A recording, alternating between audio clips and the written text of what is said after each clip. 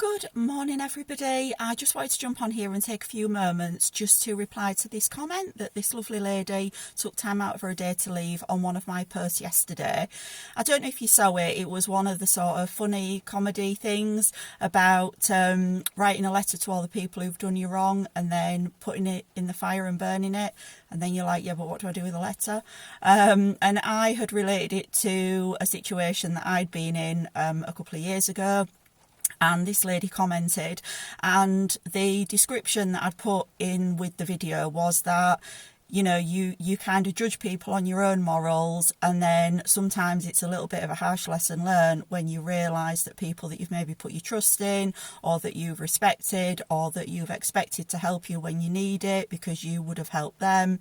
It's a little bit of a shocker when actually they, instead of kind of having you back, stab you in the back instead. And I started thinking about it a little bit more because me and this lady had a bit of a conversation over the comments, and she was saying that, like me, you know, she was older when this happened to her, and you know, it's a really harsh lesson learned, and not judging people by your own standards and by your own morals is a lesson that's usually only learned in real time. So it's got to happen to you in order for you to understand it.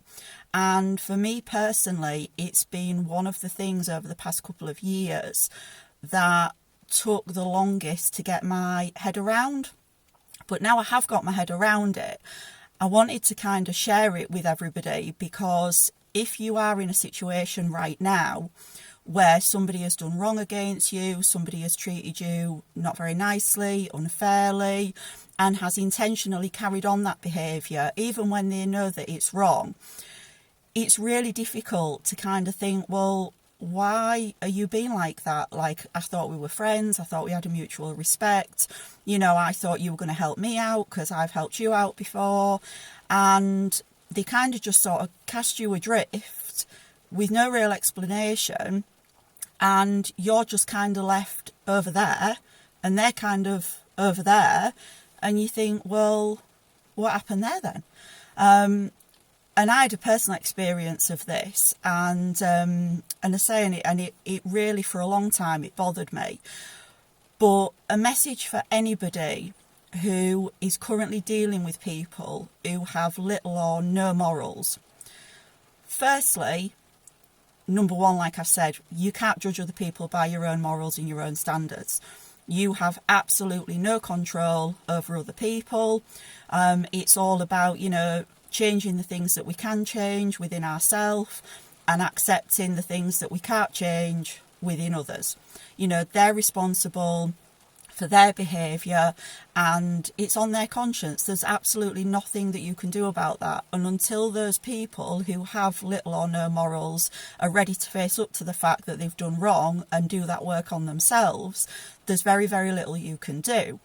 And it does leave you feeling sometimes like either you're in the wrong or like you're kind of missing out on them now. Like, you know, you're all kind of over there carrying on and I'm like over here and you've not treated me very nice and I don't feel like I've done anything wrong, yet I'm the one who's carrying the can for it. But here are two reasons why you are better off out of that toxic environment with those people.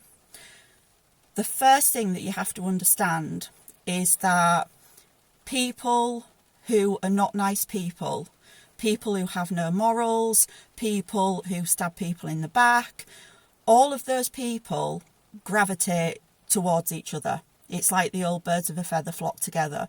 They all seem to kind of congregate and stick together. But the problem that those people have, and this is something that I've experienced quite recently, so I know it's an absolute fact. It's not like based on, you know, anything I've read or anything I've heard. I've actually physically have experienced it.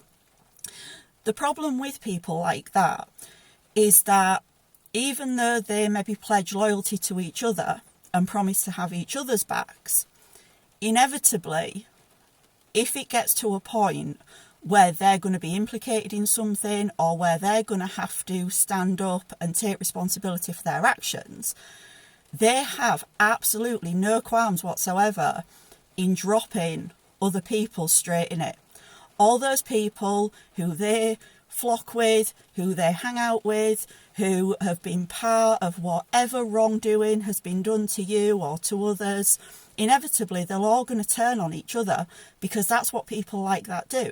They're selfish, they're usually weak, sometimes they're bullies, sometimes they have things over other people and they try and get them to do things that they want them to do. But inevitably, they're all just going to turn on each other. But you're out of that now. So when that happens and you look at it, you see them for what they are. So that's one reason why, if you feel like you're missing out on their friendship, you're not. You're better off out of it. The second reason why you're better off out of it is because you just need to do you. You just need to concentrate on you. And like I said before, accept that we can change things within ourselves and work on that, but also accept that there are things beyond our control with other people that we just can't do anything about. But it's not your job to. This is the thing. It's not your job to right their wrongs. Like I said earlier, it's on their conscience. And karma's going to catch up with them for that. Because I genuinely believe, and again, this is based on fact, this is based on something that's happened to me, this is based on a situation that I have been in myself. Inevitably, what goes around comes around. And if you treat people badly, you're going to get those bad, horrible, negative experiences back, because you get back what you put out. And a very good friend of mine once said to me that if you put positivity out there, eventually you'll get positivity back. But likewise, if you put negativity out there, all you're going to get back in return is more negativity. And it's absolutely true. So the message I really want to say today to anybody who has been wronged by somebody, who has been treated disrespectfully, who has suffered as a consequence of somebody else's actions, who have very little or no morals whatsoever, you're well out of it. Okay? You just do you. You just carry on, because you're going to be all the better for it. Let them deal with all the consequences that inevitably are going to come their way. And it could take a day, it could take a week, it could take a month, it could take 10 years.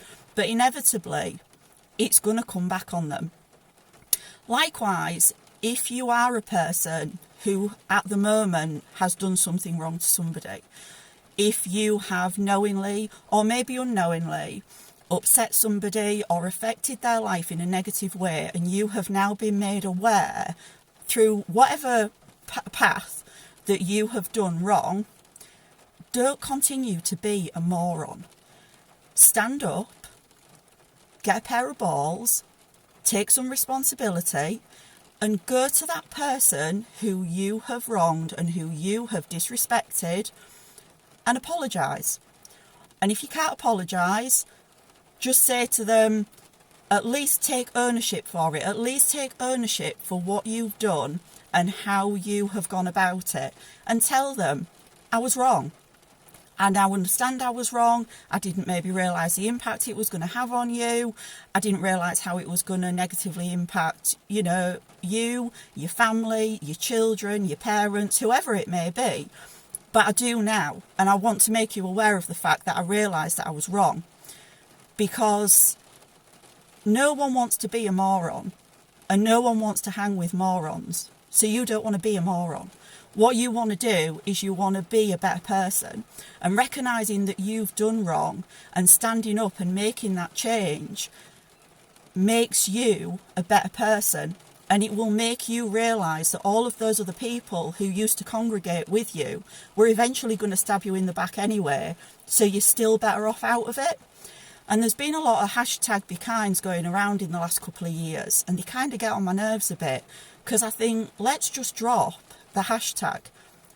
Let's just be kind. And it goes back to another old saying, that if you've really got nothing nice to give and you've got nothing nice to say, then it really is better for everybody else if you just do nothing.